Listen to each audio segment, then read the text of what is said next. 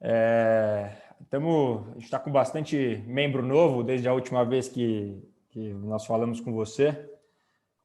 Então, acho que seria legal para a gente começar. Você se falar um pouquinho de você. Acho que da Nord a gente conversou já com a Marília, com o Luiz, esse semestre. Então, o pessoal novo já conhece bem a história da Nord. Mas acho que seria legal você se apresentar brevemente aí para a gente, para quem ainda não te conhece. Você lembra que a última vez que me apresentei brevemente nesse grupo, eu levei uma hora Foi e 40 vinte, né? minutos, foi acho que uns 40 minutos da apresentação. Eu tenho bastante pergunta, então. Não, vamos lá, resumidamente. Ricardo Schweitzer, eu sou economista, formado pela Universidade Federal do Rio Grande do Sul, que nem nossa gloriosa ex-presidenta Dilma Rousseff. E cada vez que eu paro para pensar nisso, eu acho impressionante que alguém deu ouvido a alguma coisa que eu falo. Eu estou no mercado desde 2007. Entrei no mercado no... Acho que ainda é, né? Embora esse título esteja sendo disputado ultimamente, mas 2007 foi o ano que ficou conhecido como o boom dos IPOs. Né? Foram 62 IPOs realizados na Bolsa Brasileira aquele ano, mas acho que uns 12 follow-ons. Então, 74 operações no total, que, ao que me consta, ainda é o recorde do mercado brasileiro. A gente estava vivendo naquela época um momento de bastante euforia com o mercado, e principalmente euforia com relação a novas emissões. E nesse contexto, eu estava no meu segundo ano de economia e fui fazer um estágio. Né? Eu fui fazer um estágio numa corretora de valores, que tinha uma pequena equipe de análise. Naquela época, a equipe de análise estava sendo desmontada porque ninguém mais queria ser analista, todo mundo queria ser agente autônomo, que estava a coisa mais fácil do mundo, ganhar comissão em cima de corretagem de cliente, nesse contexto de mercado. E foi basicamente assim que eu entrei no mercado. Tinha uma demanda muito reprimida com relação à análise por conta das emissões, por conta dos IPOs, principalmente. E em função disso, eu tenho a memória de várias das empresas que estão por aí e tantas outras que ficaram ao longo do caminho no mercado. Eu fiquei lá com eles por um período bastante curto. De lá, eu fui trabalhar em uma asset chamada Advisor Asset Management, que basicamente trabalha com carteiras administradas, e nessa época tinha aproximadamente, sei lá, uns 100 milhões de dólares sob gestão, um negócio pequeno. Fiquei na Advisor por aproximadamente uns 2 anos e meio, saí de lá, fui para um fundo de pensão, Fundação CE de Seguridade Social. Agora está fácil de falar na CE, porque a Equatorial acabou de comprar, então as pessoas sabem do que eu estou falando. Esse fundo, na época, tinha mais ou menos uns 4 bilhões de reais sob gestão, dos quais 1 bi era renda variável, e basicamente eu entrei para ser responsável pela análise e pela cogestão de renda variável. Isso com menos de 3 anos de experiência de mercado. Coisas realmente bizarras que, quando eu olho para trás, eu penso onde eles estavam com a cabeça quando me deram uma responsabilidade desse tamanho com tão pouca bagagem nas costas. Fiquei com eles ali por aproximadamente acho que foram uns 2 anos. Saí de lá brigado, inclusive. É, Fui trabalhar algum tempo depois na Asset do Banco Sicredi, né? Hoje tem Sicredi em São Paulo, acho que vocês têm alguma ideia do que é, mas na época era uma das maiores assets que existiam fora do eixo de São Paulo. Eles tinham coisa de 9 bilhões de reais sob gestão nessa época. Eu fazia parte de uma equipe de análise. Foi uma experiência muito interessante. Foi a primeira experiência que eu tive que era mais próxima realmente do modelo de trabalho, de equipe de análise, de asset e tudo mais. Tendo em vista que até então eu trabalhava em equipes muito reduzidas ou mesmo sozinho. Foi um período muito bom, um período que eu fiquei no Sicredi, mas eventualmente eles decidiram terceirizar a gestão dos recursos e por conta disso a equipe acabou. E eu vim para São Paulo em 2012. Chegando em São Paulo, passei um tempo procurando emprego. Depois fui trabalhar em uma espécie de um private equity proprietário, num escritório que administrava os investimentos de um investidor americano aqui no Brasil, que eram basicamente investimentos em empresas de capital fechado, rede de hamburgueria, rede de franquia de alimentos, supermercado, algumas propriedades agrícolas também, um empreendimento imobiliário, coisas do gênero. Fiquei com ele por praticamente um ano, então me surgiu a oportunidade de voltar para o mercado financeiro, propriamente dito. Eu fui para a equipe de análise da então Votorantim Corretora. Entrei como segundo analista, responsável por cobrir mineração, siderurgia e bens de capital. Coisa de um ano e pouco depois eu fui promovido, minha chefe saiu, assumiu o lugar dela, e me mantive, então, na posição de líder desses setores dentro da corretora do Votorantim, posição essa que eu mantive até 2015. Em 2015, o mercado estava em um momento ruim, por conta principalmente da Dilma, minha colega de faculdade. O Votorantim começou a diminuir a equipe. Hoje em dia não existe mais equipe de análise. Eu acho que a corretora ela existe no papel. Eu não sei se eles ainda operam, para ser sincero, ou se operam. É uma corretora realmente muito pequena. Então eu saí do mercado em 2015. Em 2016 me surgiu a oportunidade de ir para Empíricos. Eu fui para Empíricos fazer uma newsletter diária que eles tinham, que se chamava Mercado em 5 Minutos. Saía todos os dias ali por volta do meio-dia. Foi um período muito bom, um período de muito aprendizado. Coisa de um ano e pouquinho depois, a Empíricos decidiu lançar a Inversa, que era uma espécie de marca B deles, né? Era que nem a Ambev com Brahma e Skol. E quando eles fizeram a Inversa, eles me deram a oportunidade de ir para a Inversa, para encabeçar uma das séries que eu fiquei Cerise comprou o Inverso formado. agora, né? Comprou, 100%. comprou. Não sei se foi 100%, mas ele comprou a participação Ah, comprou a participação da que era da Empíricos, tá. Empíricos, tá? Mas ele já era sócio, né? Ele já era sócio. Uhum. Ele já era sócio, sim. Eu fiquei na Inversa por mais um ano, saí de lá no Carnaval de 2018 e logo depois de sair, o Bruce e a Marília foram demitidos da Empíricos, com um intervalo de algumas semanas entre eles. O Breia havia saído da Empíricos no final de 2017, ele saiu da sociedade, e então nós começamos a aventar a possibilidade de fazermos alguma coisa juntos e, eventualmente, surgiu a ideia de construir a Nord. Nós lançamos oficialmente na metade de 2018. Nosso CPF é de abril de 2018. Ele deve estar fazendo aniversário, ou fez aniversário de 3 anos agora, nos últimos dias. E, basicamente, desde então, é isso que nós temos feito. Começamos a Nord lá numa equipe de 4 pessoas, que logo viraram 5. Hoje nós somos em 41, se eu não estiver enganado. E, basicamente, é isso. Hoje a apresentação Legal. foi mais curta. Mas a outra vez foi muito legal também. Ô, Ricardo, uma das séries que você assina na Nord, ou Nord Deep Value, que você costuma dizer que são empresas em situações especiais. Acho que Uhum. você pode falar brevemente, brevemente não, assim, explicar primeiro como que é a série, né? Mas daí depois ir mais a fundo na parte de análise de empresas desse tipo, né? Quais são, se puder dar algum exemplo do que seriam essas situações especiais, quais cuidados você tem que ter a mais para analisar esse tipo de empresa e quais os riscos que o investidor tem ao entrar numa empresa nessa situação. Bom, quando a gente fala das situações especiais, a gente está, no fundo, falando dos famosos distressed assets, né? São basicamente empresas que, em função de algum fator interno ou externo, viram o seu negócio degringolar e, basicamente, precisam passar por algum tipo de processo mais profundo para garantir, em primeiro lugar, a sua sobrevivência, né? A sua viabilidade financeira e, posteriormente, garantir a sua viabilidade econômica, ou seja, o negócio não somente se mantém vivo, mas consegue gerar retornos que sejam compatíveis no mínimo com o seu custo de capital. Então, a gente está falando basicamente de empresas que ou estão ou podem vir a estar ou correm algum tipo de risco relacionado à recuperação judicial, ou empresas que sofreram algum tipo de evento externo que colocaram o seu negócio realmente assim sob um risco fora do normal. Aqui eu traria como exemplos o que foi o desastre de Brumadinho para Vale, ou então o que foi ou está sendo a pandemia de Covid-19 para as empresas aéreas, ou era para a operadora de turismo CVC, e assim por diante. Nós também contemplamos aí dentro a possibilidade de trabalhar com empresas que estejam envolvidas em processos de fusão e aquisição, embora esse não tenha sido um mandato que tenha sido muito exercido até hoje. Eu acho que a última vez que eu fiz uma operação desse tipo, eu estava na Inversa ainda, que foi quando estava em vias de sair a fusão de fibra com Suzano.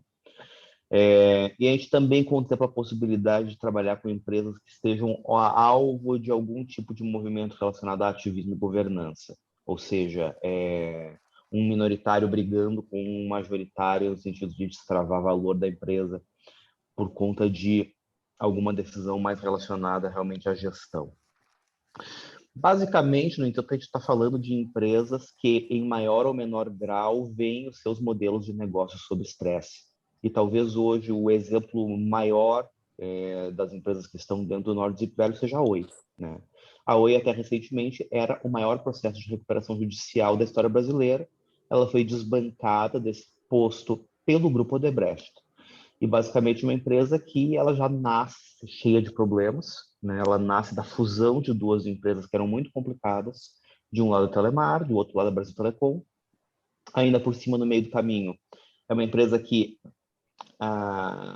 é agraciada com um sócio muito complicado, que era a Portugal Telecom, que usou do seu poder de controle para fazer coisas questionáveis em relação à Oi, ocorreram transações entre partes relacionadas entre Portugal Telecom e Oi, no momento em que a gestão da Oi estava a cargo de executivos da Portugal Telecom, com efeitos duvidosos, a empresa acabou ganhando ativos de telefonia no Timor-Leste, ativos de telefonia celular em Angola e outros negócios igualmente duvidosos. Respingaram na Oi questões como, por exemplo, relacionadas à quebra do Banco Espírito Santo em Portugal, alguns esquemas de corrupção, tudo bastante complicado. E é uma empresa que, evidentemente, surgiu em um momento no qual aquela ideia do capitalismo de laços estava muito forte no Brasil, né? Aquela relação um tanto incestuosa entre governo e iniciativa privada. Tudo isso se traduziu em uma empresa que, ao longo do tempo, ficou super endividada e teve a sua capacidade de investimento no seu negócio muito comprometida.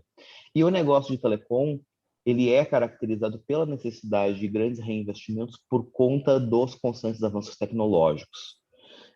À medida que eles não fizeram frente a esses investimentos, eles viram a maior parte do seu negócio original, que era basicamente o serviço de telefonia por voz, eles viram esse negócio minguar ao longo do tempo, que é uma tendência secular do setor. E não fizeram investimentos suficientes para repor esse faturamento mediante a oferta de serviços de dados. Tudo isso se traduziu em sucessivas quedas na capacidade de geração de caixa, aumento do endividamento, até um ponto em que a empresa não só não se via mais em uma situação de criação de valor econômico, né? Uma base de ativos muito grande, que a geração de caixa já não era mais capaz de remunerar da maneira adequada, como efetivamente a situação se aprofundou até chegar a um ponto no qual a viabilidade financeira da empresa ficou comprometida.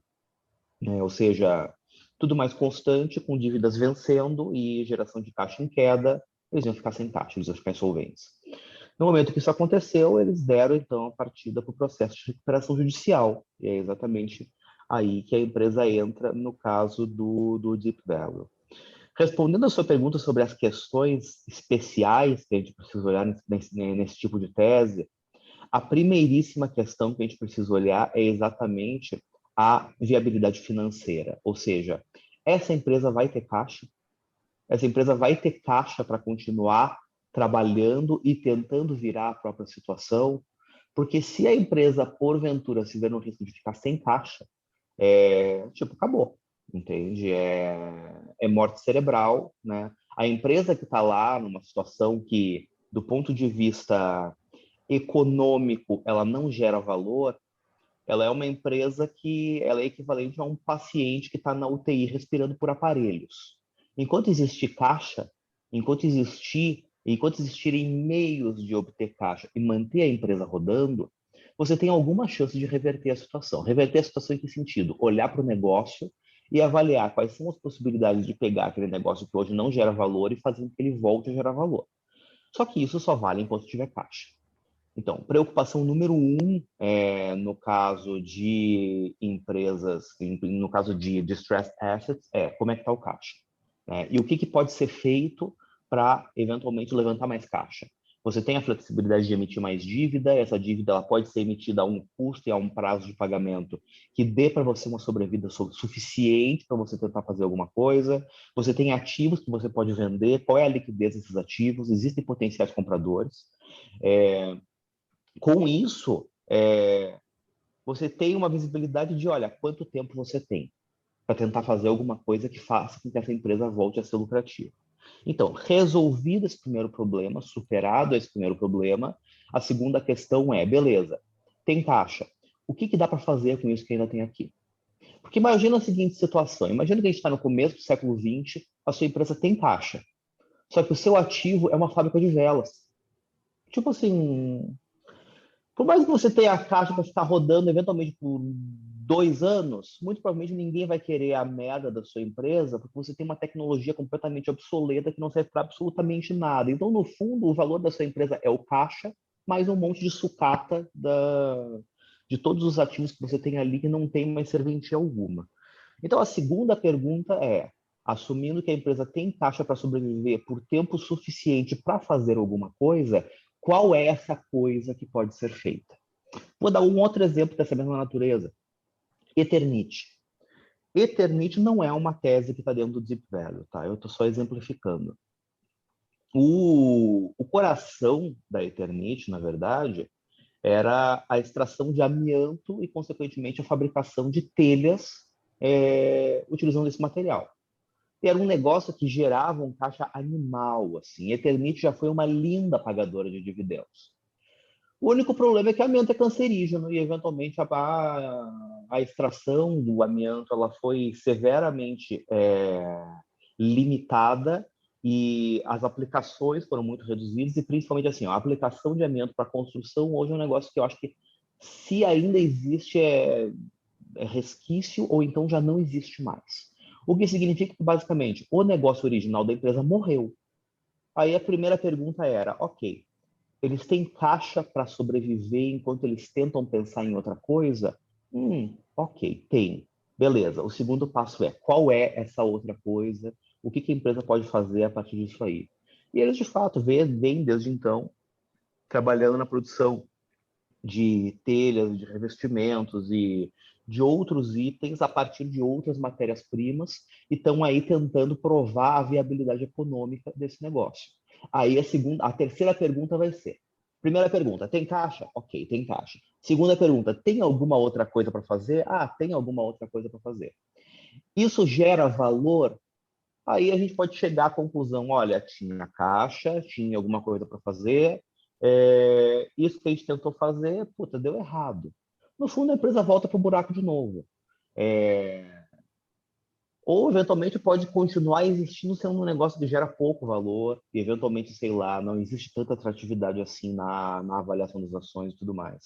Observa que, assim, a cada uma dessas perguntas que a gente faz, assim, ó, imagine o seguinte fluxograma. Tem caixa? Sim. Se a resposta for não, ok, a empresa foi pro buraco. Ah, o caixa é suficiente para você sobreviver enquanto você pensa em alguma outra coisa? Sim. Não, a empresa foi para o buraco de novo. Ah, essa outra coisa gera valor? Sim. Não, muito provavelmente a empresa também foi para o buraco. E é exatamente por essa característica que a maior parte das teses dessa natureza, elas muito provavelmente vão dar errado. Porque você precisa conseguir responder sim para todas essas perguntas que são difíceis. Né? O nível de dificuldade em responder o próximo sim desse fluxograma, ele só cresce. E se você disser 5 sims e depois um não, provavelmente a empresa vai para o buraco de novo. No que isso se traduz? Se traduz na necessidade, que é o que a gente tenta fazer no Deep Value, de buscar teses que, em primeiro lugar, tenham uma chance não desprezível de dar certo, ou seja, de você conseguir responder sim a todas as perguntas, mas principalmente que, ao final de tudo, que a resposta de todos esses sims, caso as coisas deem certo, o potencial de retorno seja significativo.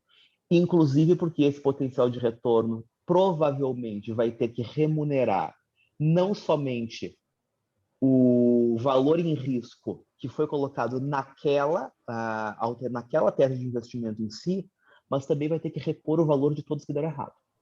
Tá? Essa é uma carteira que eu não tenho a pretensão de todas as oportunidades se traduzirem em ganhos. Não vai acontecer.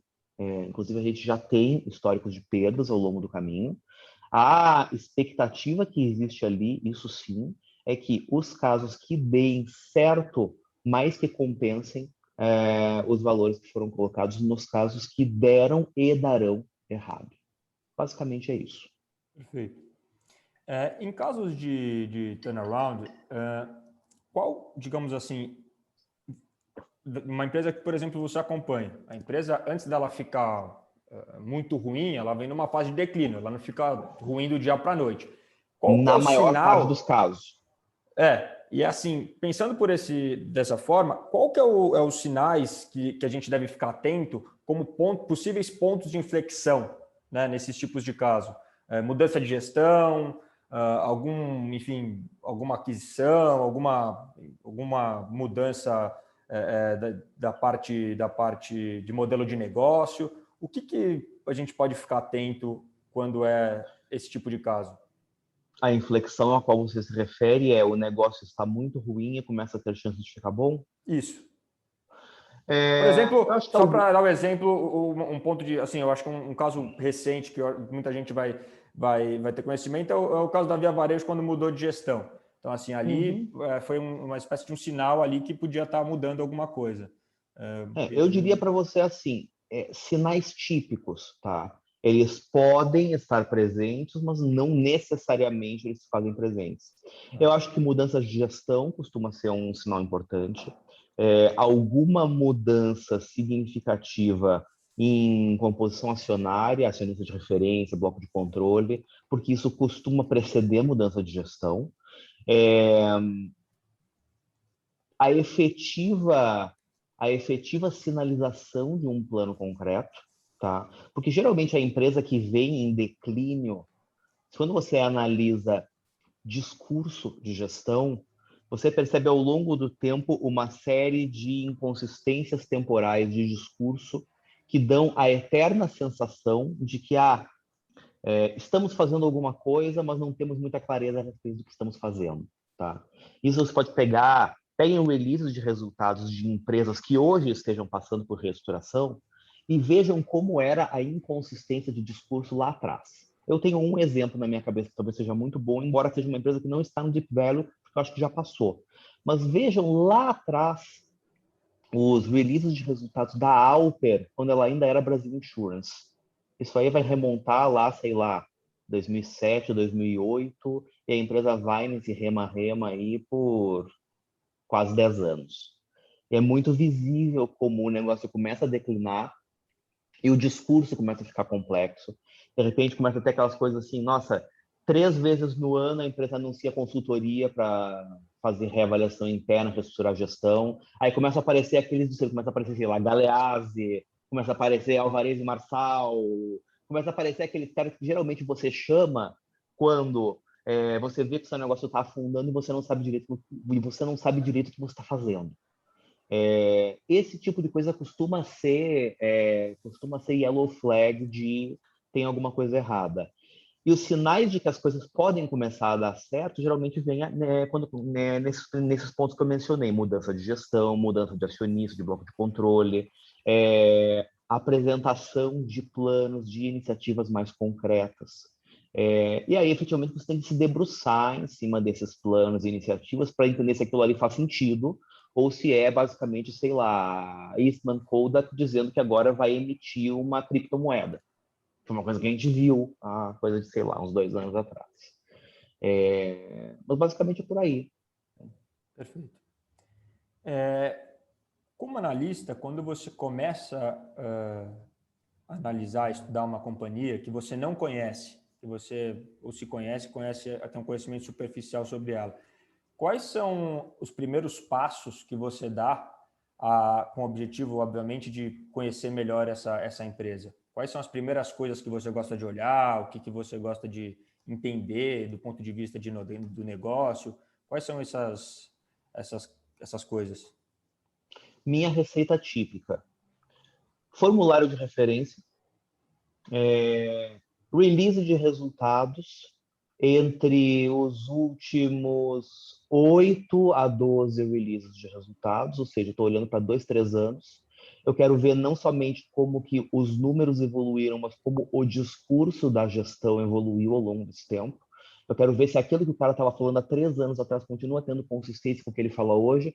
Caso não tenha consistência, se ele sinalizou com clareza que houve alguma mudança, ou se simplesmente está se fazendo de louco. Costuma ser útil, principalmente para empresas um pouquinho maiores que fazem esse tipo de coisa, acompanhar pelo menos aí umas 4 teleconferências, tá? As últimas 4. Também em busca de sinais de consistência ou de inconsistência do discurso da gestão. Em cima disso aí, eu devo ter condições de entender minimamente como que o negócio funciona, né? Do que se trata isso aqui, qual é o mercado de atuação dessa empresa, como que essa empresa faz dinheiro, quais são os principais desafios, quais são as principais oportunidades e como essa gestão tem desempenhado ao longo do tempo. Com isso dá para ter uma ideia se aquilo ali é um negócio que faz sentido você continuar olhando ou não. Porque, de novo, você chegar à conclusão, nossa, o ativo é uma fábrica de vela, olha, provavelmente, ok, a gente pode fazer umas contas de valor de liquidação, coisa do gênero, para ver se... Ou sei lá, nossa, os caras são, de novo, fábrica de vela, né? O negócio não vale absolutamente nada, só que o cara tem um terreno no meio de São Paulo que é do tamanho do Ibirapuera e que não está devidamente refletido nas demonstrações contábeis. Essas coisas acontecem também. Então, eventualmente faz sentido pensar isso aqui numa ótica de liquidação, ou, por outro lado, não. O negócio faz algum sentido. Se o negócio faz algum sentido, aí é um bom momento de começar a olhar para número, né, e tentar entender, efetivamente fazer o trabalho de análise, né? Análise bem naquele sentido, assim, né, na raiz da palavra que você pega e você decompõe as coisas para entender os componentes.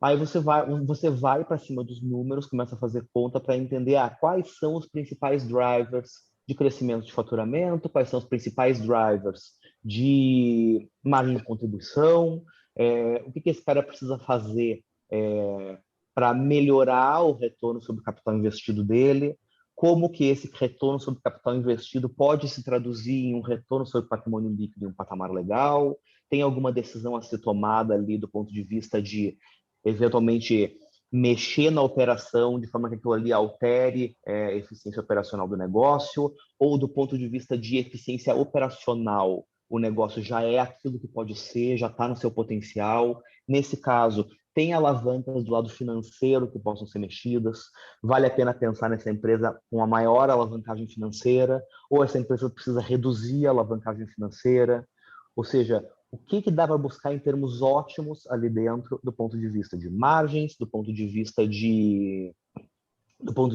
ROIC e do ponto de vista de ROI. Depois que a gente entendeu isso, o próximo passo beleza, como isso está refletido no valor do ativo? Tá?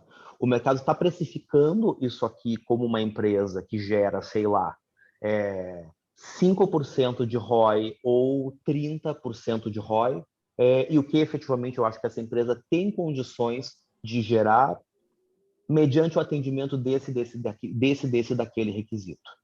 Depois que eu entendi todas essas coisas, ainda tem um ponto extremamente importante, que beleza, se a empresa fizer essas coisas de fato ocorrerem, esse é o potencial de valor. A pergunta seguinte eles querem fazer? Eles têm capacidade de fazer? Porque não adianta eu virar e dizer, se a Eternit for a próxima SpaceX, ela vale muito dinheiro. Só que os caras não entendem de foguete, os caras não entendem. Ou então aquelas coisas do gênero, essa empresa aqui tem terrenos que valem uma fortuna, só que o controlador é uma mula teimosa que nunca vai botar aquilo ali à venda. Esse tipo de coisa tem que ser colocado na conta também. Onde isso entra? Como que se faz esse tipo de análise? Esse tipo de análise tipicamente se faz investigando o que fizeram no verão passado as pessoas que estão envolvidas na empresa, né? quem é o management, né? Por exemplo, a empresa tem aqui uma grande oportunidade de eventualmente melhorar o seu ROI, mexendo na alavancagem financeira. Só que aí eu vou lá e eu descubro que o CFO da empresa é o cara mais conservador do universo.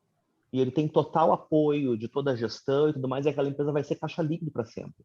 Se ela vai ser caixa líquido para sempre, ou pelo menos enquanto aquele sujeito não morrer, o ROI não vai para aquele patamar que eu quero, naquele patamar que eu imagino, que eu vislumbro. Se a empresa tem ativos lá que são não operacionais, e que valem um puta de um dinheiro, mas não existe a menor chance, por exemplo, o terreno que vale não sei quantos milhões no meio de São Paulo, na verdade é a hípica. E o controlador da empresa é um apaixonado por cavalo, ele tem um Aras, que todas as despesas do Aras estão jogadas dentro da folha de pagamento da empresa. Isso vai mudar? Vai ter algum investidor ativista lá na base que vai começar a encher o saco do cara para eventualmente fazer essas coisas mudarem e mostrar que tem coisa errada? Para você fazer esse tipo de inferência, você precisa, na maior parte das vezes, investigar quem são essas pessoas. E para investigar quem são essas pessoas, você recorre tanto aos históricos, né? Esse cara ele era CFO onde antes? Ou ele é CFO dessa empresa há 20 anos, como que esse cara se comportou ao longo dos 20 anos? E esses acionistas, esse acionista controlador, quem é esse cara? O que ele fez no verão passado? Porque aí você consegue começar a sacar o que você deve esperar das pessoas do ponto de vista de comportamento, tá? E, consequentemente, entender se, além de todos os aspectos financeiros e econômicos da tese de investimento que você construiu, se você tem naquela empresa o capital humano que você precisa para efetivamente concretizar tudo aquilo que você está imaginando. Porque talvez você não tenha. E se você não tiver, cara, provavelmente você está no mato sem cachorro também. É basicamente assim. Perfeito. Uma questão que acho que principalmente para quem está começando, as pessoas ficam ali muito preocupadas em aprender a fazer valuation por fluxo de caixa assim, eu tenho uma opinião de que é uma coisa muito subjetiva, porque no final das contas a planilha ali aceita qualquer coisa. Então você basicamente pode, acho que é mais importante talvez você fazer um valuation mais para entender as variáveis que impactam a geração de caixa, propriamente para chegar ali num valor, entre aspas, justo do ativo. Com certeza. Dado isso, do ponto de vista de entender se aquele ativo vale mais ou menos do que o preço de tela, quais são os critérios do ponto de vista de preço que você costuma ver? Fazer uma análise comparativa, olhar para múltiplos, enfim, o que você faz para falar, não, esse ativo aqui está caro ou está barato? Além dessa parte toda analítica que você já nos contou. Deixa eu começar pelo final, porque eu acho que isso é muito importante que todo mundo que está nos acompanhando tenha na cabeça.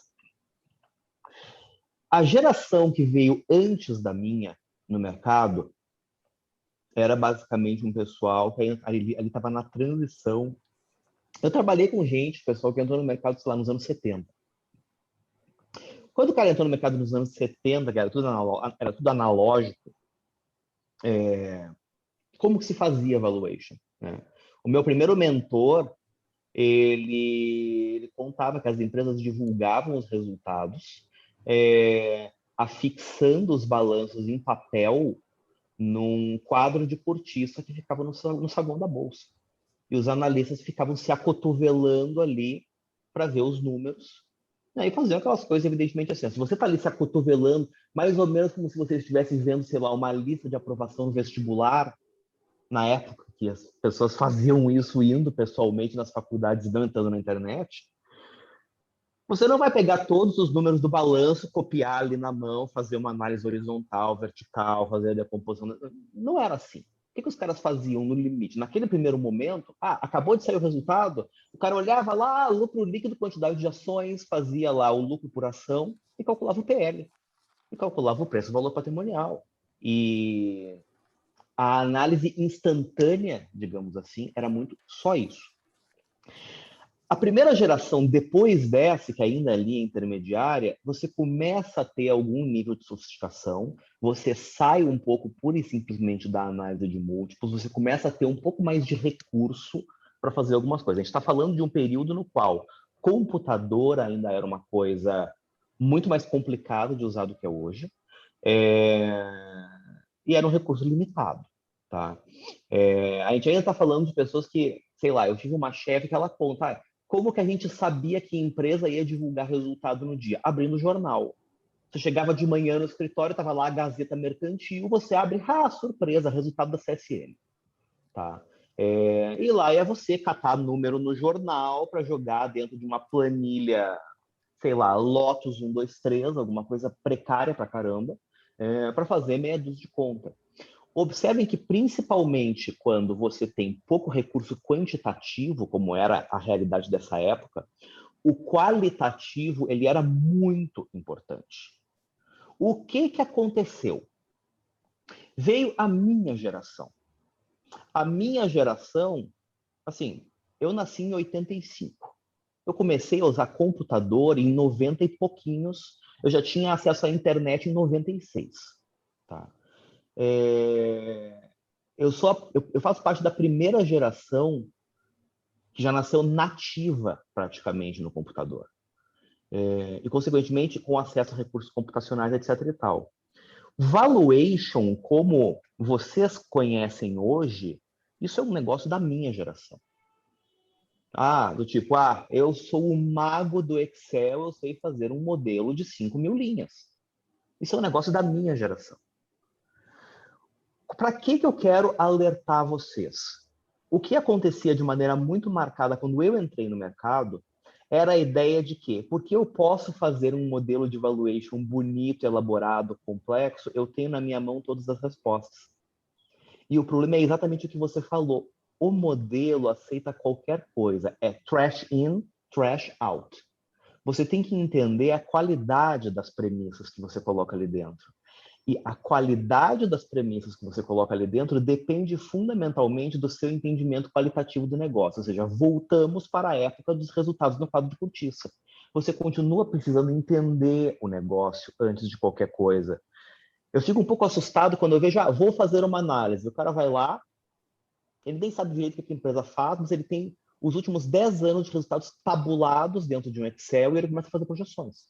Tipo assim, filho, sei lá, o CAGR disso aqui nos últimos 10 anos foi de 15% ao ano. Eu vou extrapolar e dizer que isso vai continuar crescendo 15% ao ano. O único problema é que aquele negócio especificamente é a Cielo, que é um negócio que está passando por uma quebra de paradigma, entende? E, consequentemente, pensar que aquilo vai continuar crescendo 15% ao ano talvez seja uma loucura. E isso você só consegue entender a partir do momento que você deixa a planilha de lado e você vai efetivamente gastar tempo e energia entendendo a empresa, entendendo o negócio. E isso não tem um roteiro fechadinho de como se faz isso. Tem aqueles modelos, não modelo no sentido de Excel, mas assim, modelo de análise daquelas consultorias que gostam de fazer, né? Aquelas coisas meio McKinsey, meio Boston, isso não serve para nada. Não serve para absolutamente nada. Isso é um negócio que você faz basicamente é a aquisição de experiência ao longo do tempo. Mas o ponto mais importante onde eu quero chegar eu ainda vejo muita gente fascinada com o modelo. Entendam o seguinte, na minha geração, saber fazer um modelo era um diferencial. Hoje em dia, construir um modelo no Excel já é uma coisa que tem cara de anos 90. Já tem cara de calça, cintura alta. Daqui a pouco o cara... eu sei fazer um modelo, beleza, você usa calça boca de sino também? É um negócio que está ficando obsoleto. Obsoleto porque as pessoas não vão mais fazer DCF? Não é isso que eu estou falando. O que eu estou falando hoje em dia, a gente já assina na Nord hoje um serviço que a gente usa bem pouco, diga-se de passagem, porque eu sou um cara antigo, um cara quadrado, que praticamente automatiza todo o processo de construção de um modelo de valuation. Então, todos aqueles problemas típicos de modelo de valuation que vem de erro de fórmula, todo modelo de Excel tem erro de fórmula. Esse tipo de coisa tem que ficar de lado. E o tempo para você colocar esse tipo de coisa em pé é muito menor. Nem vou entrar na discussão de que todo esse trabalho que vocês fazem aí, depois de ter passado horas e horas e horas para construir um modelo de valuation, pode ser terceirizado hoje em dia por um indiano que trabalha por $5 a hora. Então, assim, gente, se vocês acharem que o diferencial de vocês é conseguir fazer um modelo que está ali consolidado, balanço patrimonial, DRE, fluxo de caixa, e que cospe um DCF, eu tenho péssimas notícias para vocês. Hoje, para que é que eu olharia? Eu tenho um amigo, tá? Que ele começou, assim, ó, cliente que virou amigo. E esse cara, ele trabalha com TI, tá? Trabalhou por muito tempo na IBM, hoje ele trabalha numa outra empresa, ele lidera um time mundial com relação a alguns tipos de aplicações. Esse cara, ele tem os modelos de valuation dele construídos em Python e ele consegue acompanhar coisa de 40, 50 empresas, porque ele tem rotinas automatizadas para a maior parte das coisas. Eu, fazendo modelo em Excel, eu preciso de um dia para atualizar um modelo. Ele consegue atualizar todos os modelos dele quando tem temporada de resultados, em coisa de 2, 3 horas. A maior parte dessas 2, 3 horas é rotina automatizada. O que eu quero dizer com tudo isso para vocês é, se vocês querem construir algum tipo de diferencial do ponto de vista de ferramenta quantitativa, aprenda a programar. Tá? Isso é um negócio que, se eu precisasse hoje me reinventar, voltar a ser analista no modelo tradicional, digamos assim, eu estaria fodido hoje. Porque as ferramentas que eu conheço, elas já são muito antigas. E eu tenho visto muita gente nova, muito apegada a esse conjunto de ferramentas que está ficando no passado. Do tipo, não se formem dinossauros que nem eu tô virando. Eu tô virando um dinossauro quando eu levo em conta esse tipo de coisa. Mas feita essa longa introdução que eu achava super importante para vocês. Oi? É muito... Beleza. Valeu, até já. Desculpa. É muito importante, imagina, é muito importante você efetivamente usar a análise financeira para decompor as variáveis do negócio e entender onde que dá para gerar valor, entender assim, as perguntas que são mais interessantes de se fazer para um modelo hoje não é quanto a empresa vale. Cara, quanto a empresa vale depende de muita coisa, você depende de um alinhamento perfeito de planetas de todas as 256 variáveis que você assumiu como premissa. A pergunta mais importante é: quanto deveria variar o valor da empresa a partir da sensibilização de uma variável-chave? Exemplo número 1 que vem na minha cabeça. O que deveria acontecer com o valor de Vale se o minério cair 10%? Para isso, o modelo é muito bom. Ou, o que acontece com o ROIC dessa empresa se, mantido tudo mais constante, esse cara conseguir, sei lá, mudar o mix de produto dele de forma que a margem bruta dele cresça mais 5 pontos percentuais? Ou, o que acontece se, ao invés de crescer em linha com a inflação, as despesas administrativas dessa empresa, o crescimento se mantiver, sei lá, IPCA mais 3? Como que isso se comporta ao longo do tempo, assumindo uma determinada capacidade de repasse de custos que essa empresa tenha na receita? Para esse tipo de coisa, o modelo é muito bom porque isso permite que você entenda as forças e as fragilidades do modelo. E quando a gente vai para uma briga de preço, eu acho que dá para começar de uma maneira muito banal. Efetivamente assim, essa empresa entrega determinado patamar de ROIC. Assumindo esse patamar de ROIC, eu tenho outras empresas que têm comportamentos semelhantes de ROIC. A quanto que essas outras empresas negociam em termos de EV/EBITDA? Ou então, essa empresa, ou em termos de price earnings, sabendo que empresas com diferentes perfis de crescimento vão, por definição, ser negociadas, né, assumindo que o mercado esteja enxergando essas coisas, há múltiplos diferentes. Mas assim, assume que existe a diferença e tenta entender o tamanho da disparidade. Essa empresa tem um determinado patamar de retorno sobre patrimônio líquido. Outras empresas que têm esse patamar de retorno sobre patrimônio líquido negociam a essa relação preço-valor patrimonial. Se tudo que eu estou imaginando que aconteça nessa empresa acontecer, o retorno sobre patrimônio líquido dela deveria ir para tanto. Aqui, múltiplo de preço e valor patrimonial, empresas que têm esse nível de retorno e esse perfil de crescimento negociam. Esse tipo de comparação começa a te trazer insights, tá? E para isso, insisto, você não precisa construir um modelo de 5.000 linhas. Você precisa entender quais são as principais alavancas do negócio, ver o que acontece com o negócio se você mexe naquelas alavancas e tentar encontrar pares, tentar encontrar situações análogas que permitam que você comece a olhar para aquilo ali. Depois que você faz esse trabalho de idea generation, aí sim pode fazer sentido você construir alguma coisa mais elaborada. Outra função muito útil de modelo é você fazer o trabalho contrário. Você tem um modelo montado, você tem algumas premissas ali que você acha que estão ok, e você tem aquelas premissas que você identifica, eu acho que a principal premissa que o mercado está sensibilizando é essa aqui. Então, o que você faz? Você olha para o preço do mercado e você muda a sua premissa com o objetivo de tentar chegar no preço do mercado. E, consequentemente, responder a pergunta inversa, que é, quando eu estou vendo vale a R$ 100, qual é o preço de minério de longo prazo que está implícito aqui? E aí você começa a se perguntar, esse preço faz sentido ou não? Se a resposta for sim, bom, você tem um cenário. Se a resposta for não, você pode, eventualmente, construir a conclusão de que aquilo ali está sobreavaliado, por exemplo. Mas nunca é simplesmente aquela coisinha bonitinha de livro-texto de eu vou fazer um modelo de valuation porque eu, que tenho uma bola de cristal, vou determinar o quanto essa ação deve valer. Perfeito. Legal, Ricardo. Uma outra questão que eu acho que vale, gostaria muito de escutar a sua opinião.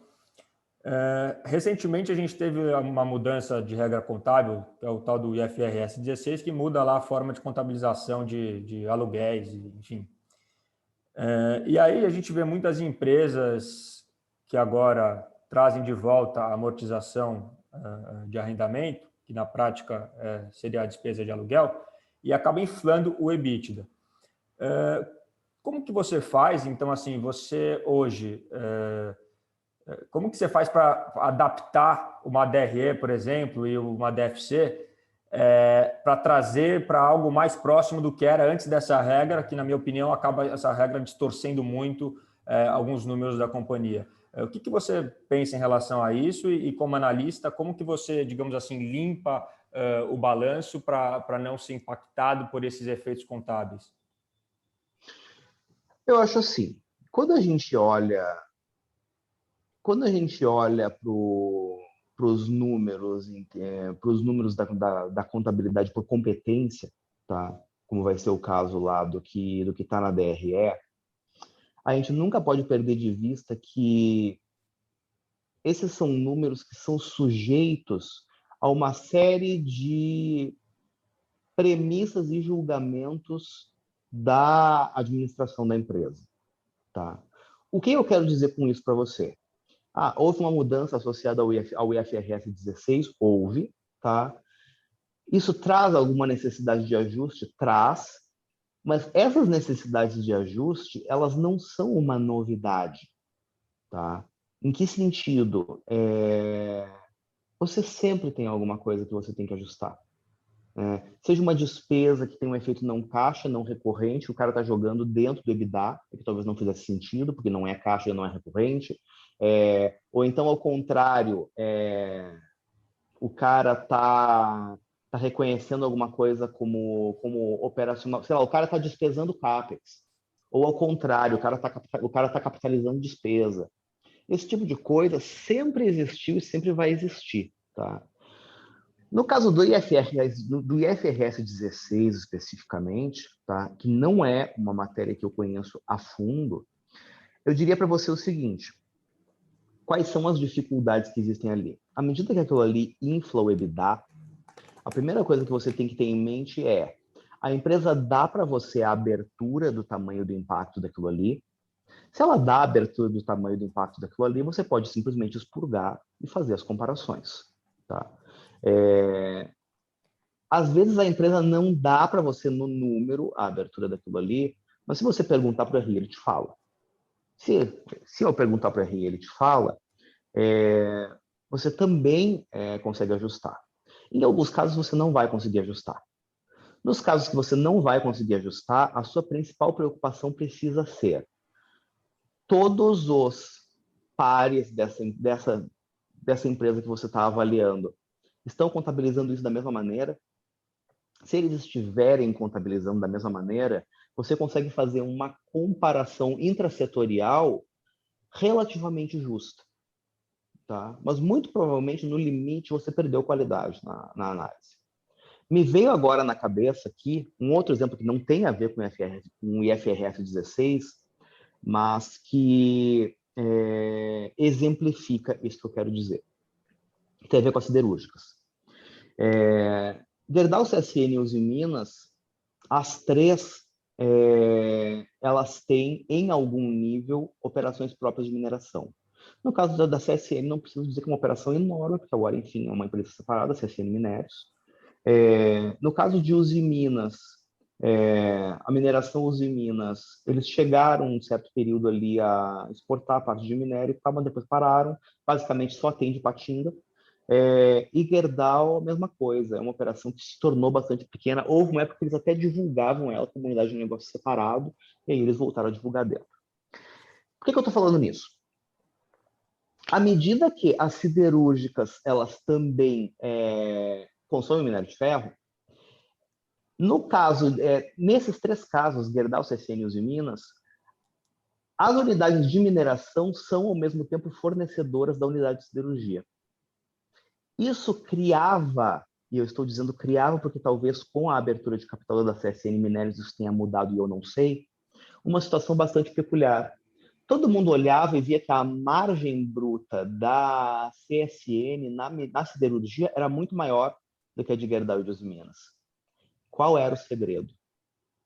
Enquanto, no caso da Uzi Minas e no caso da Gerdau, o minério que era vendido da mineração para a siderurgia era vendido a preço de mercado e, consequentemente, entrava no CPV tanto da Gerdau quanto da Uzi Minas a custo equivalente a preço de mercado, no caso da CSN, eles transferiam a preço de custo e, consequentemente, entrava com um peso menor no CPV e a margem era maior.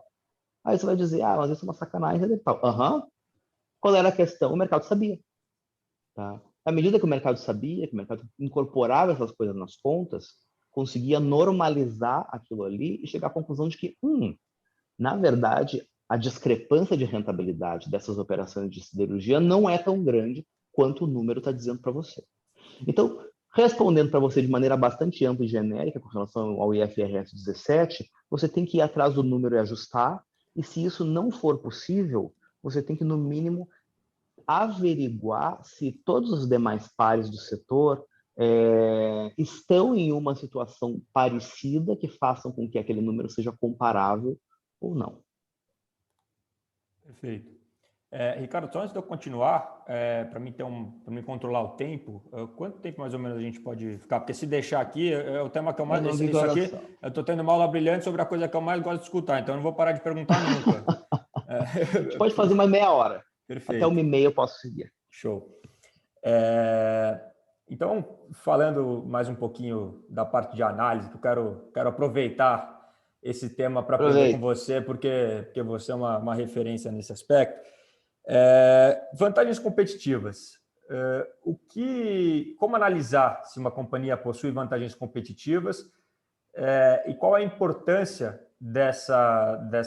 enfim, de ter vantagens competitivas para a durabilidade de um negócio? Que pergunta esotérica. Tá? Evidentemente, você pode lançar mão daqueles frameworks de análise, lá, forças de Porter e outras coisas do gênero que existem por aí, ou simplesmente você pode se fiar em uma abordagem mais holística, tentar entender efetivamente o negócio. Tá? Mas não tem eu não trabalho com um framework fechadinho com relação a isso aí.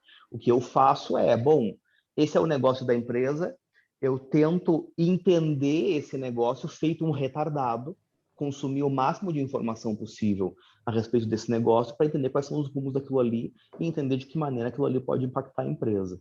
Tá? Mas você tem algumas abordagens que tentam te dar meio que um modelo que você tem que fill the blanks com relação a vantagens competitivas. Mas eu não acredito muito nesse tipo de coisa. Uhum. Eu acho que realmente, assim, quando você tenta entender um negócio, você tem que correr contra o tempo para tentar o mais rápido possível se tornar um especialista naquele negócio em particular, e, consequentemente, entender para que lado que vai isso aí. E tem um negócio que a gente não pode perder de vista que é muito importante. Uma das melhores maneiras de entender as perspectivas de um determinado setor, de um determinado negócio, é conversar com as pessoas que fazem parte do setor. Ah, você quer entender as vantagens competitivas dessa empresa? Vai conversar com o concorrente deles. Vai conversar com ex-executivos deles. Essas pessoas têm essas respostas, na maior parte das vezes, na ponta da língua. E isso é bem importante no trabalho. Isso é uma coisa também que, principalmente, o analista júnior subestima. É muito importante você conversar com pessoas. A arte de tomar cafezinho com as pessoas certas é muito importante no mundo da análise. Perfeito. Um ponto, eu acho que o investidor tem que tomar muito cuidado, diz respeito a empresas que estão abrindo capital. Enfim, primeiro porque geralmente o histórico dessas empresas que a gente tem é um histórico mais baixo, né, menor, né? São poucas que têm balanços divulgados já há bastante tempo. E a outra questão é que muitas vezes esses IPOs saem caros. Quando você vai analisar um IPO, então, assim, o que você geralmente... quais são os cuidados que a gente tem que ter, né? E o que você pensa sobre entrar em IPOs? É claro que isso é muito subjetivo, é caso a caso que teria que olhar, mas, assim, quais são os principais pontos que o investidor tem que ficar atento ao analisar uma empresa que está vindo ao mercado? Essa é uma pergunta muito interessante, porque esse é um tema no qual eu já atuei dos dois lados, né? Eu, evidentemente, como analista, eu já analisei muito IPO na minha vida, né? Vai lembrar que eu entrei no mercado analisando IPO. Só em 2007 foram 62. E eu analisei todos.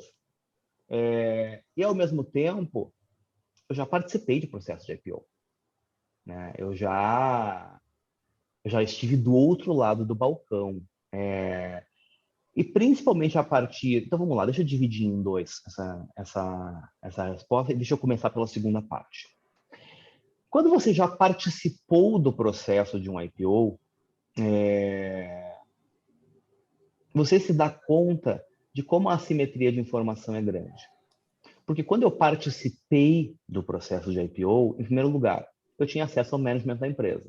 Eu tive não sei quantas reuniões com o CEO e CFO da empresa, em que eles me disseram um monte de coisa que evidentemente não estava no prospecto. Entende? E que me dava a capacidade de entender as principais variáveis do negócio de uma maneira tal que, a partir das informações do prospecto, seria simplesmente impossível.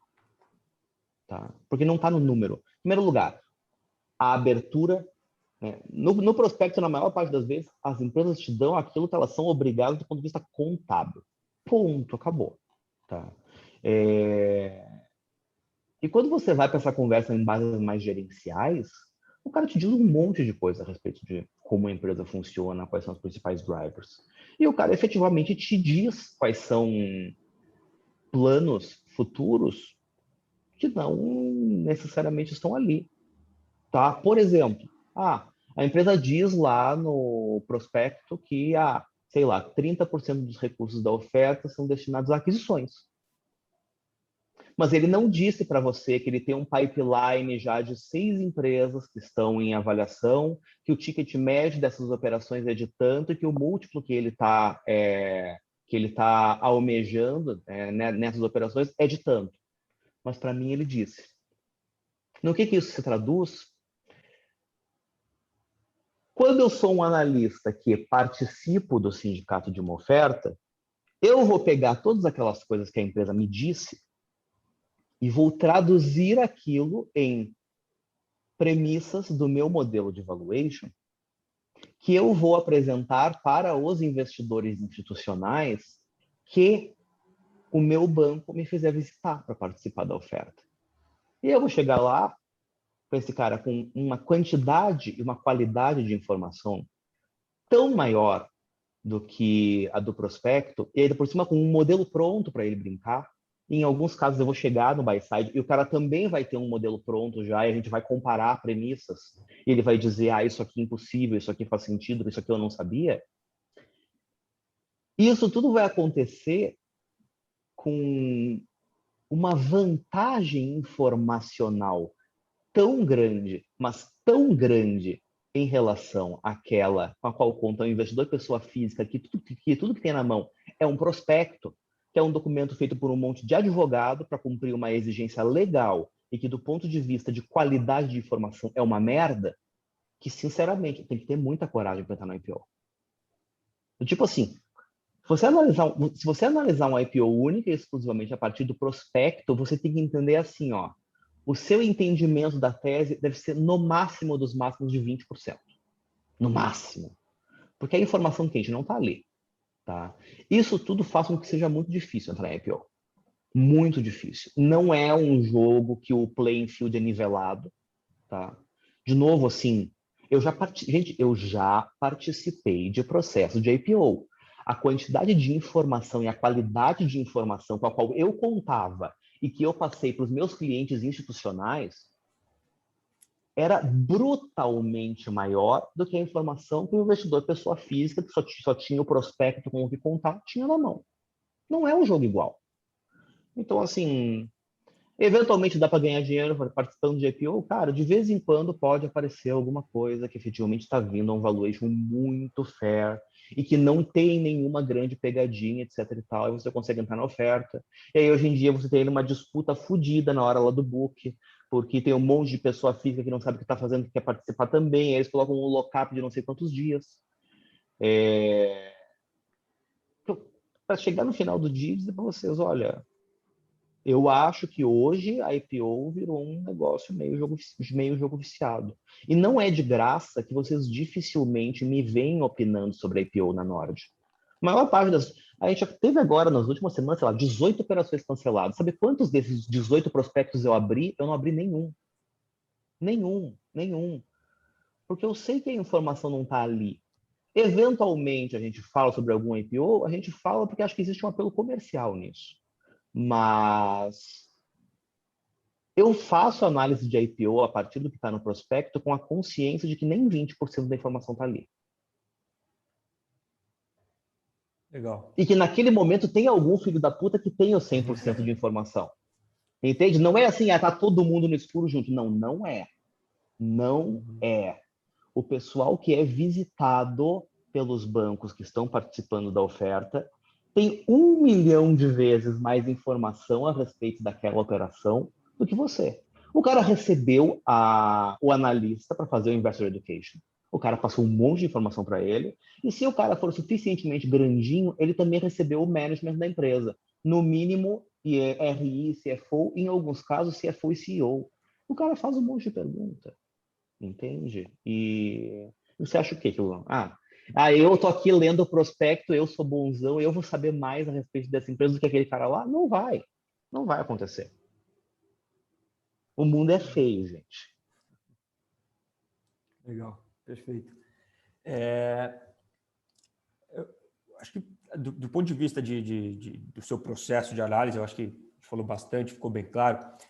Agora, tocando numa questão mais específica, analisar riscos, às vezes tem riscos que são mais evidentes, mas tem riscos que, digamos assim, estão ocultos na operação de uma companhia. Né? Às vezes riscos ou que a gente não dá o devido peso na hora de analisar, como, por exemplo, É o lá atrás famoso cachorro atrás. Exato, como, por exemplo, o caso da Aracruz, há um tempo atrás, e, enfim, acho que a Aracruz, né, que teve um problema do Aracruz hedge e Sadia. cambial. Foi setembro de 2008. Que foi Eu na lembro crise, do né, dia. quando deu... Eu lembro exatamente do dia que estourou Você isso pode, aí. inclusive, você tem alguma questão a respeito disso, então, antes de eu fazer a pergunta, ou faço a minha pergunta direto? Não, faz a pergunta aí. Tá. Então, assim, falando de questões assim, né? Como identificar, como analista, esses riscos que às vezes não está tão claro ali, ou que pelo menos é ignorado de alguma forma pelo mercado. Você acha que isso é um negócio natural, uma boa análise naturalmente vai identificar esses riscos? Ou existem pontos específicos que, por exemplo, são cruciais? A exemplo de uma questão como essa, que o hedge cambial lá tinha a capacidade, a depender de quebrar a empresa, que eles tiveram que fazer a fusão. Então, assim, como que analisar essas coisas? Coisas que, podem acontecer e a empresa não sobreviver do dia para a noite. Como identificar isso? Tem algumas coisas que você pode olhar, tá? Tem já uma literatura relativamente sistematizada a respeito de yellow flags, com relação à análise de resultados de empresa, eventuais evidências de contabilidade agressiva, tá? Não é difícil encontrar literatura sobre isso, então eu não vou me estender. Para além disso, tem alguns pontos que sempre me chamam a atenção. Lembra que eu estava falando a respeito da consistência do discurso do management ao longo do tempo? De que é importante você entender se a empresa está falando sempre a mesma coisa ao longo do tempo, ou se o discurso é volátil. Isso é um ponto importante. Outro ponto que é bastante importante para mim, né? Aqueles documentos que ninguém dá bola, né? Os relatórios de auditoria e os próprios, sei lá, formulário de referência e notas explicativas. Uma coisa que às vezes é muito interessante você observar, assim, formulário de referência, nota explicativa, são coisas que você nunca olha para um só. O que você faz? Hoje em dia é relativamente fácil, né? Antigamente eu diria, imprime. Esquece, não imprime, não. Aproveita que Não sei você se tem você for duas acionista da telas. Suzano. Ou não. Pois é. Eu nunca fui muito fã de papel, então beleza. Mas se você tiver um monitor largo, ou se você tiver 2 monitores, o que você vai fazer esse aqui é o último formulário de referência, abrir aqui o último, e aqui do lado eu abri o penúltimo. E você vai, é óbvio que assim, à medida que você vai adquirindo experiência, você entende que você não precisa ler o formulário de referência inteiro. Você vai para as partes que são mais importantes. E a nossa explicativa é idem. Mas o que você vai fazer? Você vai analisar não somente mudança de número, tá? Porque pode acontecer aquelas coisas maravilhosas, assim, formulário de referência de 2021. Aí você abre o formulário de referência de 2021 e você vai ver que numa certa rubrica da empresa, ele tem um número relativo a 2020, que quando você abre o formulário de 2020, o número relativo a 2020 é diferente. Aí você já começa a pensar, mas por que raios essa bagaça mudou? Então, quantitativamente, existem coisas que essa análise comparativa revela. Só que existe também um qualitativo que é muito importante. Às vezes você está lendo um formulário de referência, uma nota explicativa, alguma coisa assim, e tem algum trecho ali que, com base na experiência que você já acumulou, você sabe que a maior parte, que aquela empresa sempre faz copy-paste, escreve a mesma coisa, e que um belo dia você abre e você descobre que tem alguma coisa escrita diferente. Aí a pergunta é, por que raios alguém mudou a redação dessa caralha aqui? Porque isso não foi de graça. Não foi assim, o estagiário estava lá sem nada para fazer e disseram para ele reescrever a nota explicativa. Não. Muito provavelmente aconteceu alguma coisa dentro da empresa que a contabilidade, a controladoria, o CFO, o auditor, alguém disse para o cara, você tem que escrever isso aqui de uma maneira diferente. E aí você vai atrás da empresa para saber o porquê. Tá?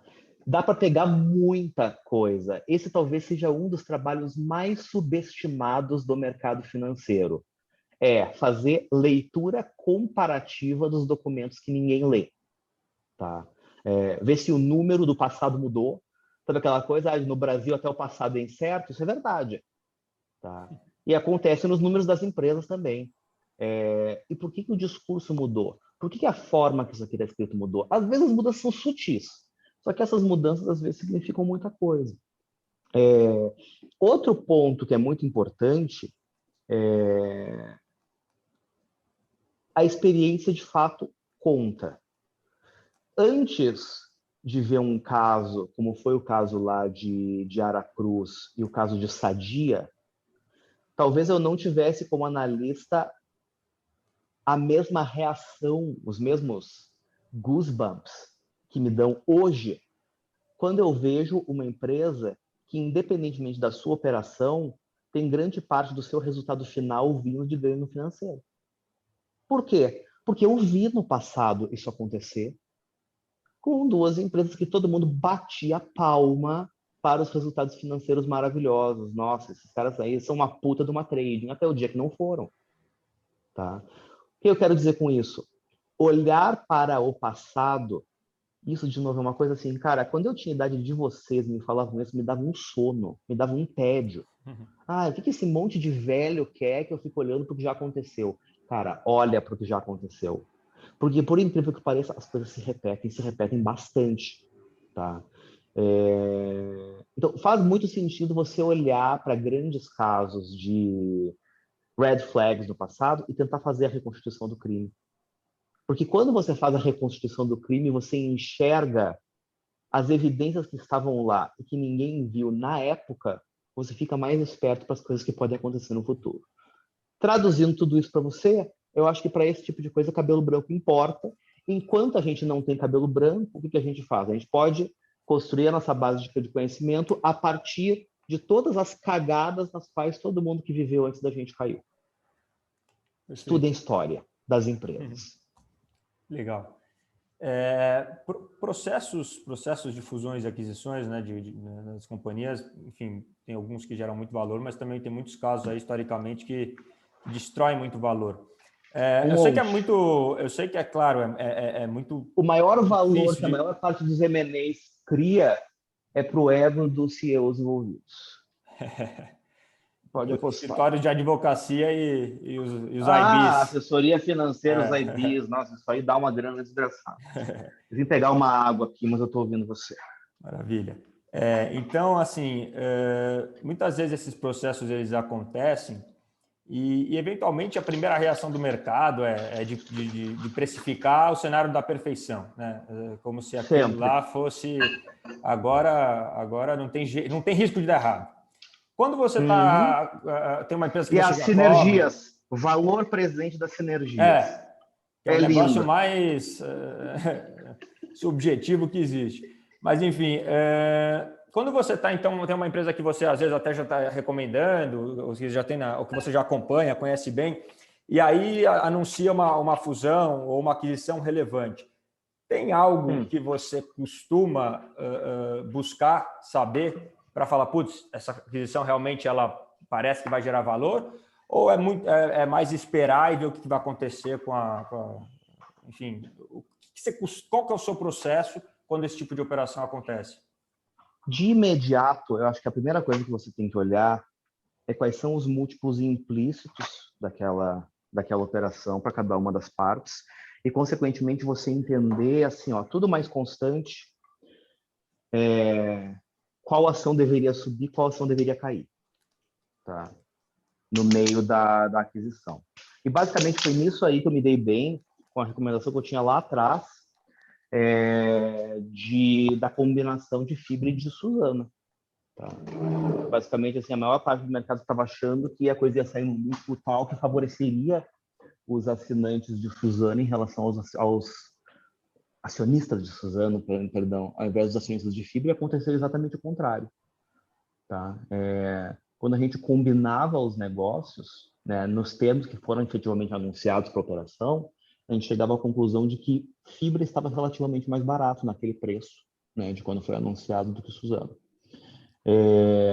Geralmente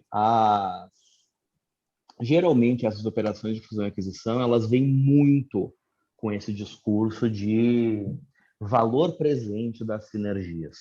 E, de fato, quando você combina as empresas e você ainda põe a sinergia, sempre é lindo.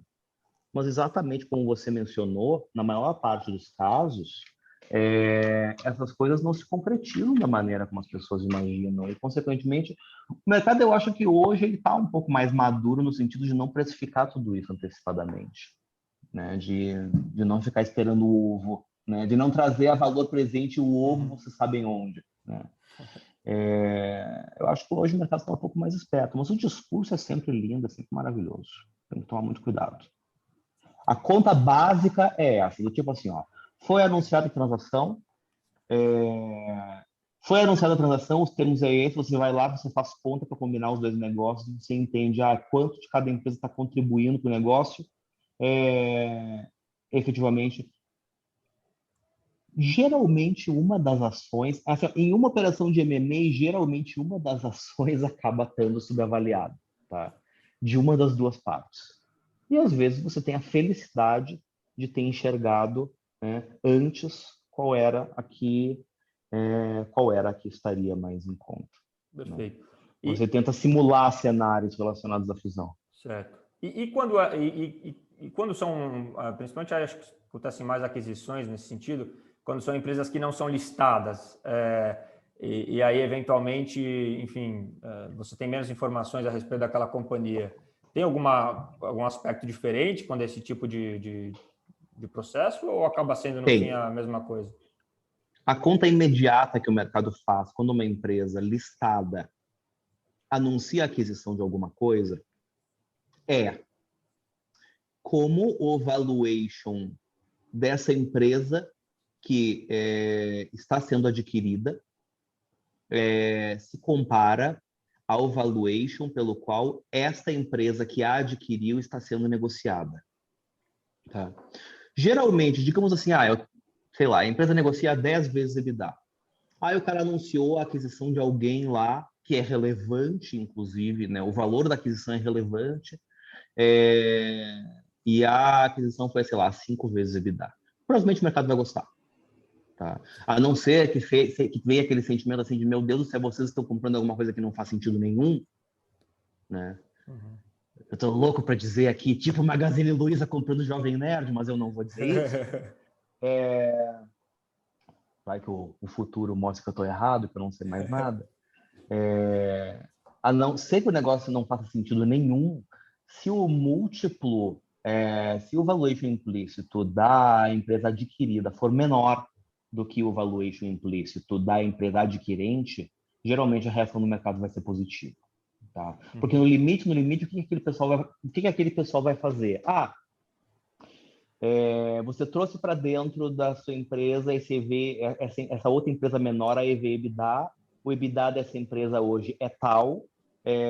Isso aqui vai ter esse impacto no seu EBITDA consolidado, mas você consegue levar a margem de EBITDA dessa empresa para o seu patamar em não sei quanto tempo. Aí, consequentemente, você vai ter um EV maior, que é resultante da combinação das duas empresas, e você vai ter um EBITDA proporcionalmente maior, aquilo puxa o múltiplo para cima. Quando a situação é inversa, né, você é uma empresa lá negociando a 10 vezes EBITDA e você anunciou a aquisição de alguém a 15, a não ser que aquilo venha com um discurso muito bem montado de sinergias a explorar, que sejam efetivamente explicadas, ou que aquela outra empresa venha em um ritmo de crescimento muito maior que você, por exemplo, o risco do mercado chiar é grande. Mas a Uhum. conta básica é essa. Quem tem o múltiplo maior, qual foi o múltiplo da aquisição? Perfeito. Prometo que já estamos indo para a finalização, tá? Já faltam Relaxa. mais 8 minutos aí que você me deu de crédito. Hoje em dia, e acho que isso está chegando no Brasil mais recentemente, fala-se muito de empresas tradicionais, empresas de valor versus empresas de crescimento. E recentemente o Howard Marks, nos seus últimos memos, ele falou um negócio que eu achei incrível, que é assim, você vai analisar uma empresa de crescimento, em última instância, você também tem que ver se aquilo tem valor, né? Não é propriamente separar entre empresas de crescimento e empresas de valor. Dito isso, quando a gente está analisando empresas, por exemplo, que vieram agora recentemente, como o Enjoei, como a própria Mosaico, que teve aquela euforia inicial quando no primeiro dia de negociação, e outras aí, que são as tais empresas mais techs, que começam a colocar crescimento até o infinito. Em alguns casos, de fato, se tornam bons investimentos no longo prazo. A Amazon sempre pareceu cara desde 2000 poxa, o que gerou de valor desde então. É claro que isso aí é muito caso a caso, mas, de forma geral, analisar esse tipo de empresa tem alguma coisa diferente do que o processo de análise para uma empresa mais, entre aspas, tradicional? Tem. Basicamente assim, tentando olhar de uma forma muito simplificada, quando você investe em alguma coisa com uma ótica de valor, você está investindo, você está, em grande medida, você está tentando pagar pelo que a empresa é. Tá? Você está tentando pagar em cima daquilo que existe hoje. Quando você está olhando para uma empresa em matéria de crescimento, você está tentando pagar pelo que a empresa pode vir a ser. Só que o grande problema é que o que a empresa pode vir a ser depende de muitas variáveis. Né? A visão dos caras com relação ao futuro está certa. Eles contam dentro de casa com os recursos para tornar aquela visão possível. Aquela visão ela é possível em um mundo no qual, assim, nas famosas condições normais de temperatura e pressão, aqueles exercícios de física que a partícula está no vácuo, ou aquilo é possível em um mundo real no qual eventualmente você tem outras empresas que estão naquele momento tentando fazer a mesma coisa. E, consequentemente, lá na frente, você pode ter um mercado que é menor, ou melhor, o mercado como um todo, ele é grande, mas o share que é possível é menor. Aquilo é necessariamente um caso de winner takes it all, né? E se for um caso de winner takes it all, você tem dentro de casa os recursos que façam com que a maior chance de você ser o winner se faça presente? Porque, por exemplo, o caso da Amazon, já que você mencionou, sempre pareceu caro? Sim, sempre pareceu caro. A grande dificuldade de uma tese que nem a Amazon é, cara, quantas Amazons existiam quando surgiu a Amazon? Entende? Esse caminho que eles tentaram trilhar, diversas outras empresas que morreram ao longo do caminho também tentaram. Tem uma carta clássica lá da Berkshire Hathaway, que o Buffett é muito feliz falando sobre isso. Ele fala basicamente lá do começo da era da informática. E ele demonstra assim, cara, o número de empresas que se lançou para produzir computador é um negócio assim absolutamente monstruoso. Mas eventualmente dois padrões se mostraram como os vencedores, né, do mercado, que era basicamente lá o IBM PC e o Mac, tá? Sendo que o próprio Mac, como vocês vão de lembrar muito bem, num certo momento quase desapareceu porque a Apple foi pro buraco. Só que para esses dois sobreviventes, ficou um monte de empresa para trás. Tá? Então, assim, essas empresas elas tinham efetivamente os recursos dentro de casa, a tecnologia, né, em alguns casos, como você falou de tecnologia, por exemplo, a tecnologia que eles têm na mão de fato é a melhor. Independentemente de ser a melhor ou não, esses caras têm suficiente poder de fogo para se tornarem os maiores. Vou falar de novo de um negócio bem antigo aqui. Tá? VHS contra Betamax. Tá? Até hoje, conheço gente que diz que Betamax era um padrão melhor. Só que calhou que... Nossa, estou ficando muito velho. Eu tô falando de VHS, de Betamax. Puta que pariu. Mas, enfim. Ainda assim, não foi o padrão que prevaleceu.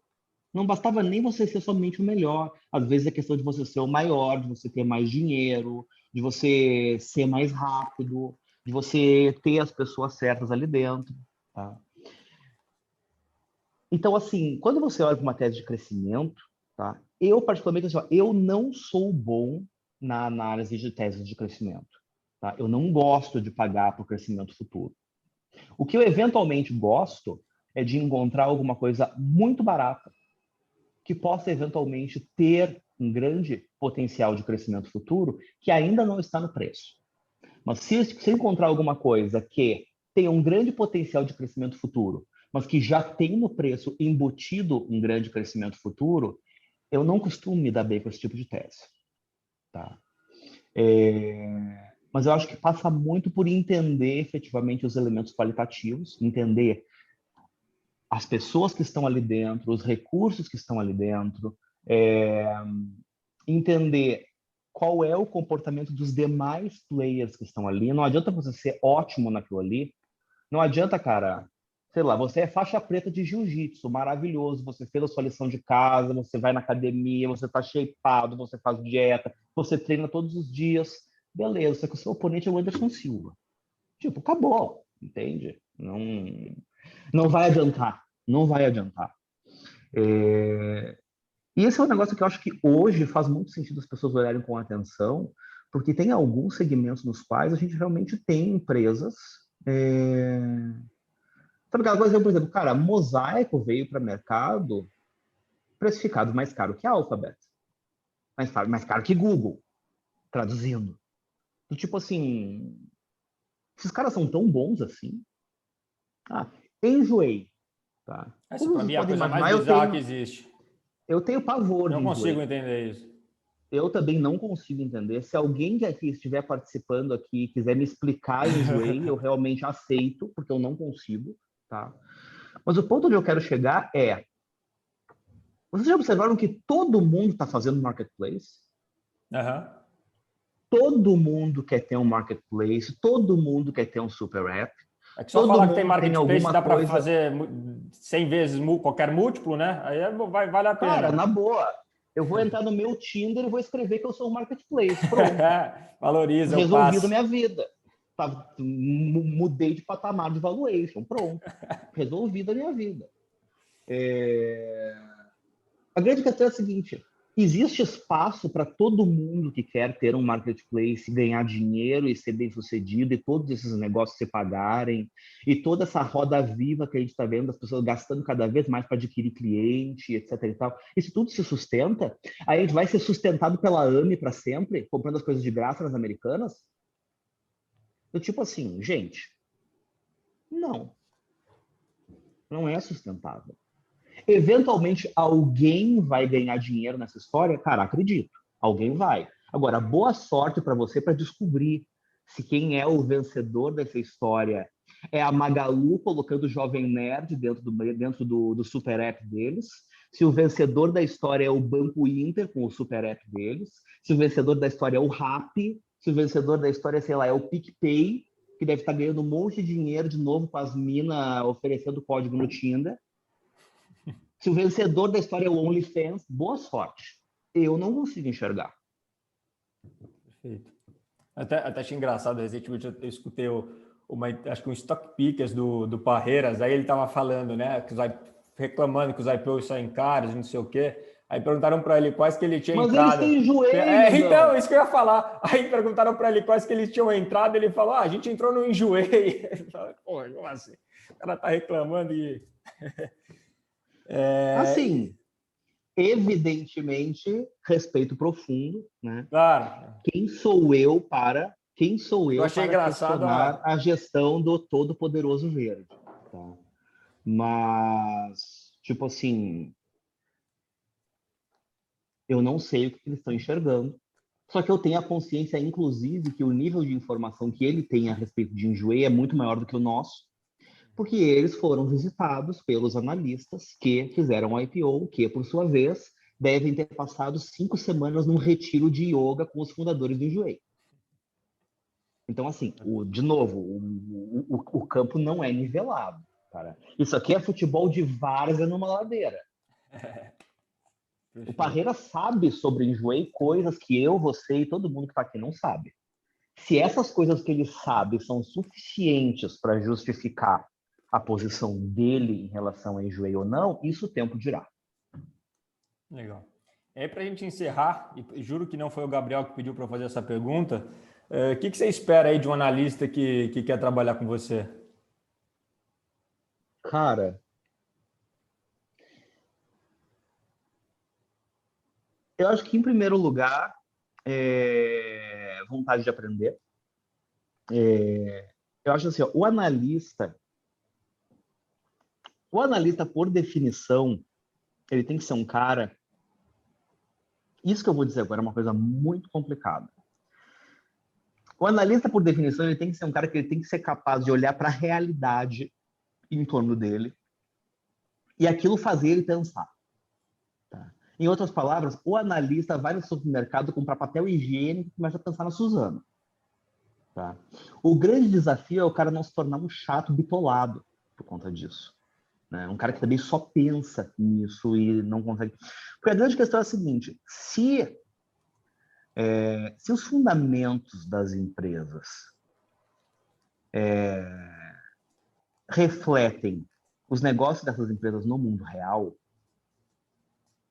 então, por definição, o analista ele tem que ser um sujeito que tenha uma boa capacidade de olhar para o mundo real. Não é olhar para a planilha, não é olhar para a nota explicativa. Aquilo ali são ferramentas através das quais ele enxerga o mundo real. O bom analista é aquele cara que ele vai num restaurante, que ele vai numa hamburgueria, alguma coisa assim, e ele começa a pensar, aqui tem tantas mesas, cada pessoa que vem aqui fica mais ou menos uma hora, considerando aqui os preços do cardápio, o ticket médio desse cara deve ser tanto, ele deve ter um turnover de quanto por dia. O bom analista é aquele cara que vai na hamburgueria, ou que, sei lá, que vai num food truck e começa a tentar fazer conta para adivinhar quanto aquele sujeito fatura por dia e qual é a margem dele. Porque as coisas acontecem no mundo real, entende? E os insights que você pode ter a respeito de oportunidades, eles surgem olhando para o mundo real, não é olhando para a tela. Eu tive um insight de Taurus no stand de tiro, gente. Não foi olhando o balanço. E por que eu tive insight no stand de tiro? Porque um belo dia eu estava no stand de tiro, tinha um cara do meu lado, uma pistola nova da Taurus, e ele estava falando bem da pistola. Tipo, não foi olhando o balanço. Até porque, sinceramente, olhando para o balanço, esquece. Tá? Então, assim, você tem que ter uma capacidade de desenvolver um olhar diferenciado em relação ao mundo real. Entende? É o cara que entra no elevador e ele se dá conta que no elevador do condomínio dele tem um painel da Eletromídia. E ele começa a pensar, talvez tenha valor nisso aqui. Como que esses caras ganham dinheiro? Eles segmentam aqui a exposição de anúncios a depender da região, a depender do tipo de público. Por que o cara enxerga valor nisso aqui? O cara enxerga valor nisso aqui porque o anunciante coloca um QR Code no anúncio e aí, eventualmente, ele consegue fazer o tracking do lead. Ele consegue ter uma clareza a respeito do CPL, da conversão do lead dele. E esse tipo de visão, assim, você tem a partir de um certo momento, o seu radar fica ligado. Né? Você vira aquele cara que você chega no mercado e você percebe, eu acho que o price das coisas da Sadia mudou. Por que o price das coisas da Sadia mudou? É porque agora as coisas sei lá a Marfrig está com um price mais agressivo também, eles estão entrando numa guerra de preços. Se eles estão entrando numa guerra de preços, isso aqui vai deteriorar a margem?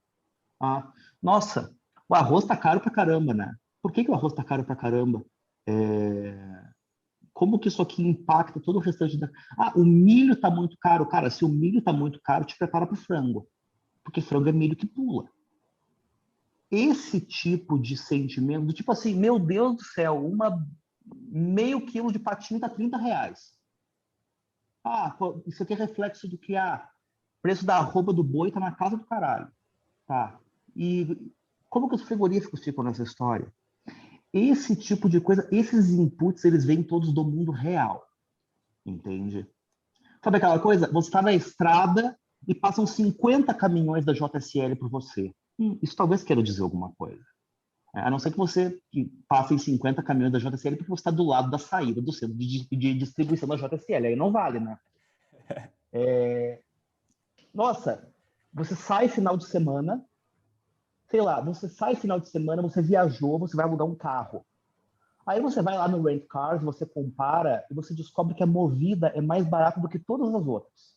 Aí você chega na loja da Movida e você chega lá, tem 3 que tentaram alugar um carro, mas que não reservaram antes, simplesmente não tem.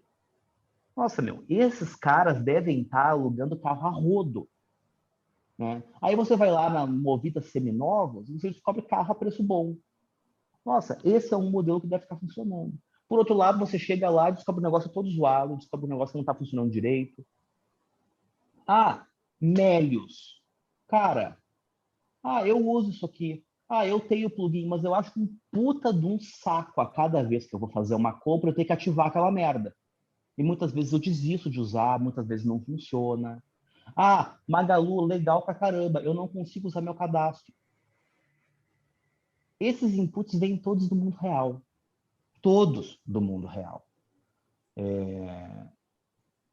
E eu acho que o bom analista, ele desenvolve com o tempo a capacidade de olhar para o mundo real, entender como as coisas estão funcionando no mundo real, para então olhar para a ação, ou então olhar para a empresa, na bolsa, e tentar entender se aquilo está refletido ou não. É isso. Perfeito. Anotou, Gabriel? Ainda bem Ricardo, que tá gravado Tá aqui. gravado aqui. de verdade, puta aula, desculpa a palavra, foi sensacional. Muito obrigado. Por mim, a gente pode fazer um papo desse por mês, porque não falo um por semana, porque aí não daria para você, né? Muito obrigado mesmo, foi sensacional. Deu para a gente falar sobre muitas coisas, foi uma verdadeira aula. Agradecer ao Gabriel também aí por ter proporcionado e dizer que as portas da Liga estão sempre abertas. A gente é grande fã seu, de verdade, não falo.